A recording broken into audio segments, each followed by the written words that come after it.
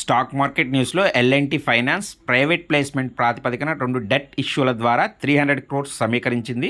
ఇష్యూలకు 8.24%, 8.16% వడ్డీ రేట్లుగా ఉన్నాయని తెలియజేయడం జరిగింది. 2027 వరకు అయితే కాలపరిమితి ఉంటుందని తెలియజేయడం జరిగింది. బ్యాంక్ ఆఫ్ బరోడా గమనించినట్లయితే జూలై సెప్టెంబర్ త్రైమాసికంలో 9.39 lakhs క్రోర్స్ పంపిణీ చేయబడిన దేశీయ రుణాల సంవత్సరానికి 12.51%గా ఇంక్రీజ్ అయినాయి. బ్యాంకులో డిపాజిట్లు 7.14% ఇంక్రీజ్ అయ్యి 11.51 lakhs క్రోర్స్కి అయితే చేరుకున్నట్టు తెలియజేసింది. ఇండస్ ఇండ్ బ్యాంక్ రుణాలు వచ్చేసరికి 13% ఇంక్రీజ్ అయ్యి 3.57 lakhs క్రోర్స్కి అయితే చేరుకున్నాయి. డిపాజిట్లు 15% ఇంక్రీజ్ అయ్యి 4.13 lakhs కోట్లకు చేరుకున్నాయి. గార్డెన్ రీచ్ షిప్ బిల్డర్స్ పశ్చిమ బెంగాల్ ప్రభుత్వం నుండి హైబ్రిడ్ ఎలక్ట్రిక్ ఫెర్రీల కోసం 226.18 కోట్ల విలువైన ఆర్డర్లను అయితే రిసీవ్ చేసుకోవడం జరిగింది. సో 226.18 కోట్ల ఆర్డర్ను రిసీవ్ చేసుకున్నట్లుగా అయితే గార్డెన్ రీచ్ షిప్ బిల్డర్స్ అయితే అప్డేట్ ఇవ్వడం జరిగింది. ఇలాంటి వివరాల కోసం ఛానల్ని సబ్స్క్రైబ్ చేయండి.